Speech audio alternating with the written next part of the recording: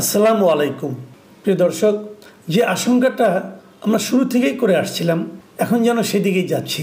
সেটা হলো সংস্কার নিয়ে। সংস্কারের কিছু প্রস্তাবনা সরকারের গঠিত বিভিন্ন সংস্কার কমিশন দিয়েছে এবং সেই প্রস্তাবনাগুলো আমাদের রাজনৈতিক দলগুলো কতটুকু মানবে শেষ পর্যন্ত সেটা নিয়ে একটা আশঙ্কা শুরু থেকে আমার মধ্যে ছিল এবং এটা আমি আপনাদেরকে বলেওছি।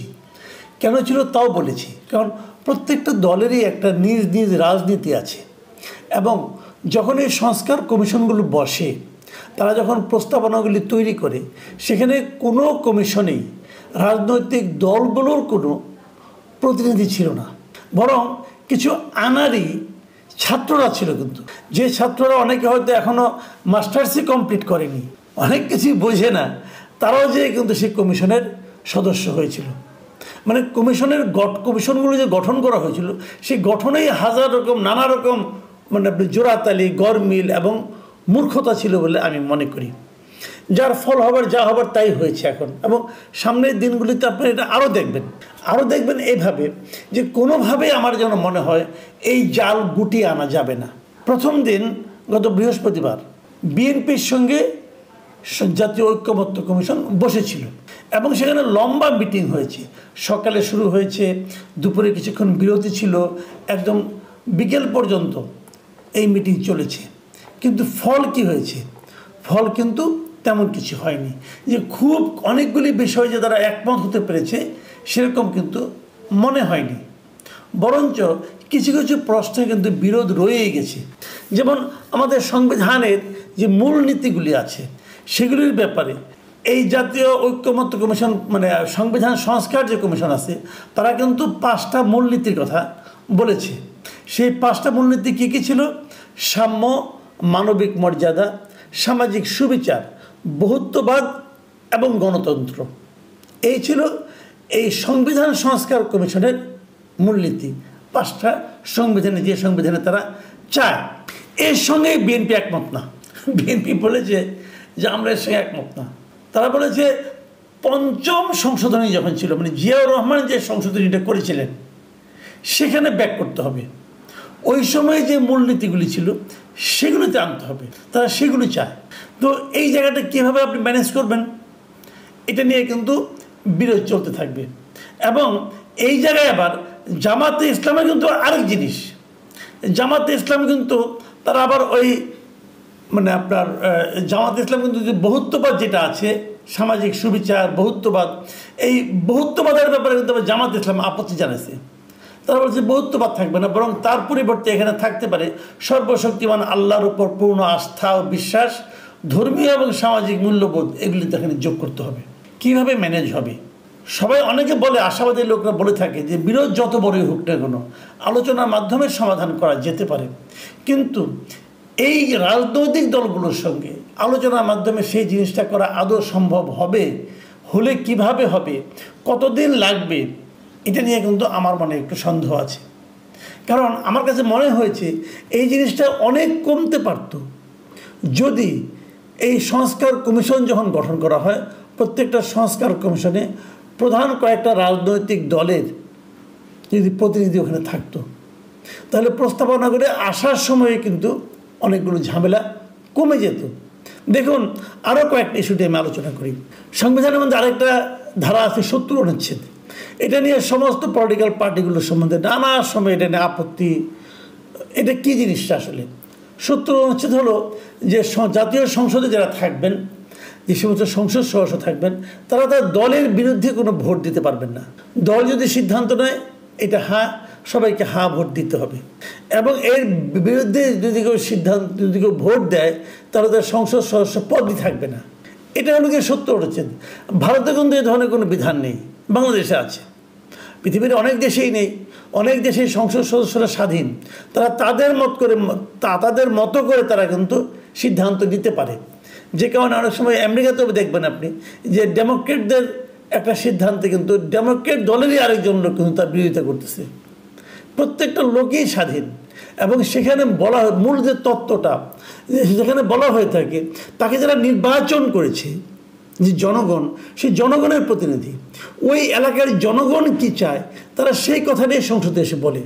আর এই 70 অনুচ্ছেদ থাকলে পরে যে জিনিসটা হয়, সে আসলে জনগণের প্রতিনিধি না, সে আসলে রাজনৈতিক দলের প্রতিনিধি। দল যা বলবে তাকে তাই মানতে হবে।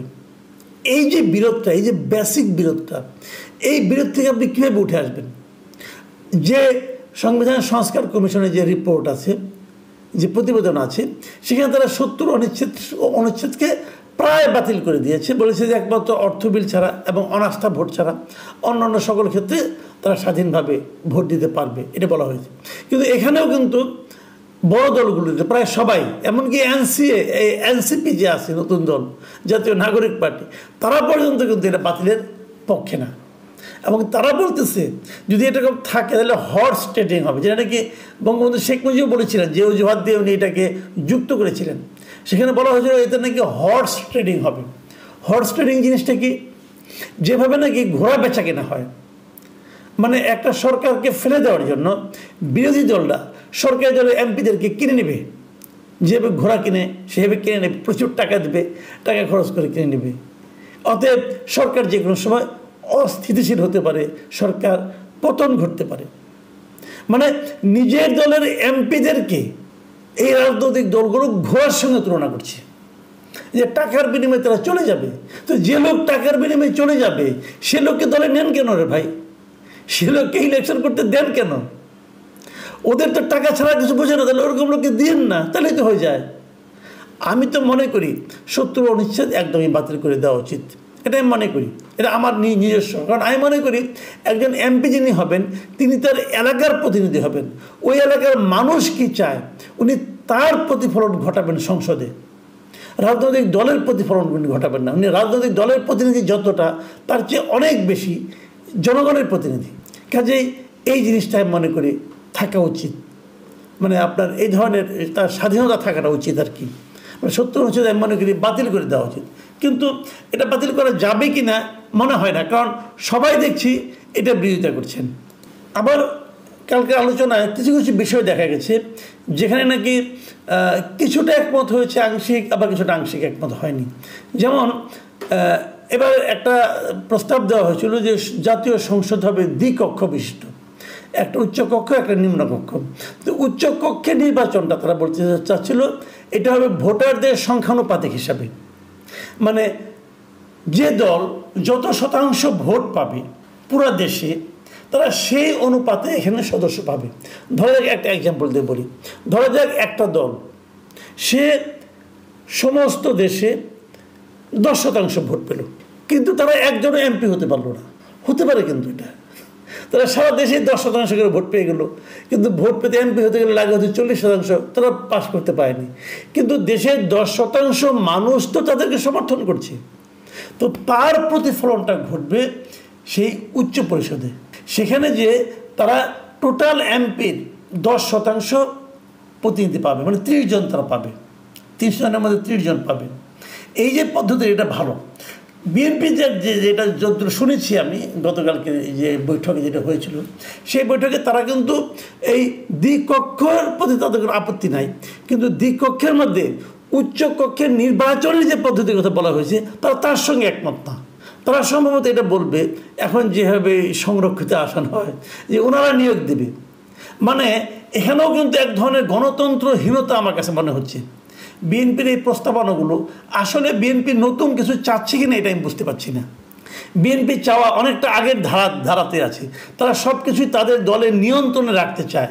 মানে তারা যদি ধরে নেয়, ধরা যাক হাইপোথেটিক্যালি তারাই নির্বাচিত হলো, তারাই ক্ষমতায় গেল, তখন তারা এই বিষয়গুলো নিজেদের নিয়ন্ত্রণে রাখতে চাচ্ছে। মানে উচ্চকক্ষে তাদের প্রতিনিধি তারাই নির্বাচন করে দেবে, এইটা নির্বাচনের যে পদ্ধতি প্রস্তাবনা আছে এটার সঙ্গে তারা একমত না। তো এই জায়গাটা তো আমি বিএনপির আচরণটাকে আমার কাছে তুলনামূলকভাবে অগণতান্ত্রিক কিন্তু মনে হয়েছে। আমি জানি না অন্য দলগুলির কী হবে। তো এইগুলি হলো কয়েকটা বেসিক পয়েন্ট। আমি যে কথাটা বলতে চাচ্ছিলাম সেটা হলো এই যে বেসিক পয়েন্টগুলোর বিরোধ দূর করা কিন্তু আসলেই অনেক কঠিন। আর আলী রিয়াজ সাহেব হলো এটার মোটামুটি প্রধান, যদিও ডক্টর ইউনূসেরই নেতৃত্বে হচ্ছে আলী রিয়াজ সাহেব সহসভাপতি, কিন্তু গতকালকের মিটিংয়ে কিন্তু আমরা দেখেছি যে ডক্টর ইউনূস নয়, আলী রিয়াজ সাহেবই কিন্তু এই জাতীয় ঐক্যমত্য কমিশনের এখান থেকে নেতৃত্ব দিয়েছেন। তো আলী রিয়াজ সাহেবের ক্যারিশমা, উনি এতটা ক্যারিশমেটিক বোধহয় নয়, আমি যতটুকু বুঝি, যে উনি যে ওনার ক্যারিশমা দিয়ে ওনার ব্যক্তিত্ব দিয়ে এই পলিটিক্যাল লিডারদের উপর প্রভাব বিস্তার করতে পারবেন এবং ওনাদেরকে বোঝাতে সক্ষম হবেন যে কী করা উচিত কী করা উচিত না। আমার মনে হয় সেটাও বোধহয় উনি ওই মাপের পার্সোনালিটি বলে আমার কাছে মনে হয় না। কাজে সেক্ষেত্রে আলটিমেটলি এই জাতীয় ঐক্যমত্যের ভবিষ্যৎ কোথায় গিয়ে দাঁড়াবে আমি বলতে পারি না। যদি শেষ পর্যন্ত ঐক্যমত্য না হয়, রোববার দিন মানে বিএনপির সাথে আরেক দফা বসবে, তারপর অন্য দলের সঙ্গে বসবে। এক এক দল, ছোট দলগুলি কিন্তু আবার বায়নাক্যে বেশি, ছোট দলের কিন্তু হিসাব নিকাশ বেশি। এখন তারা যে শেষ পর্যন্ত কি বলবে, কতটুকু এটা মেলানো যাবে, কতটুকু মানে আপনার মানে ঐক্যমত্যে পৌঁছানো যাবে, কে কতটুকু ছাড় দেবে, এটা শেষ পর্যন্ত কী দাঁড়াবে আমি জানি না। কিন্তু এটা যদি এইভাবে চলতে থাকে তাহলে কিন্তু সময় ক্ষেপণটা হবে। তাহলে যে আশঙ্কাটা আমরা বারবার করছিলাম যে নির্বাচন বিলম্বিত হবে, নির্বাচন প্রলম্বিত হবে, সেদিকে কিন্তু দেশ যেতে পারে। কাজেই আমি আশা করব এখনও পলিটিক্যাল পার্টিগুলির প্রতি আমার অনুরোধ থাকবে যে পয়েন্টে আপনারা একমত হতে পারেন। এই সংস্কার কমিশনের রিপোর্টে অনেক ঘাটতি আছে, আমি নিজেও মনে করি অনেক বিষয়ে অনেক ঘাটতি আছে, অনেকগুলি জায়গায় মনে করি অপ্রয়োজনীয় প্রস্তাবনা আছে। সেগুলো আপনি মেনে নিন, সেগুলো আপনারা আন্ডারস্ট্যান্ডিংয়ের মধ্যে আসুন, কিন্তু গোদ হয়ে থাকবেন না। আপনারা আন্ডারস্ট্যান্ডিংয়ের মাধ্যমে আসুন, নিজের দলের কথা ভাববেন না, জনগণের কথা ভাবুন এবং জনগণ কী চায়, কিসে জনগণের ভালো হবে। আপনারা হয়তো ভাবছেন আমি কালকে ক্ষমতায় যাব, আমি যা যাবো তাই জনগণ চাবে, কিন্তু তাই যে জনগণ চায় না এটা তো নিশ্চয়ই 2024 আপনারা দেখেছেন। কাজে জনগণের যদি অমতে আপনারা কিছু করেন, জনপ্রত্যাশার বিপরীতে কিছু করেন, তার ফলাফলও কিন্তু খুব ভয়াবহ হয়। সেই বিষয়গুলো মাথায় রেখে পুরো জাতির কথা চিন্তা করে, দলের কথা নিজের কথা চিন্তা না করে যদি আপনারা অগ্রসর হতে পারেন, আমরা মনে করি এই দেশটা সামনের দিকে অগ্রসর হতে পারবে। আমরা সবাইকে রিকোয়েস্ট করব, সংস্কার কমিশনকে বলবো, রাজনৈতিক দলগুলিকে বলবো, সরকারকে বলবো যে আপনারা একটা বেসিক পয়েন্টে একমত হন। খুঁটিনাটি বিষয়গুলো ওগুলো পরে সমাধান করা যাবে মানুষের চাহিদা অনুযায়ী। প্রিয় দর্শক, এখন এই পর্যন্তই। আমরা এই জাতীয় ঐক্যমত্য কমিশনের যে প্রচেষ্টা, যে অগ্রসরমানতা, এর সাফল্য কামনা করি। আমরা আশা করি এটা দ্রুত এই সমস্যার সমাধান হবে। ভালো থাকবেন আপনারা। আল্লাহ হাফিজ।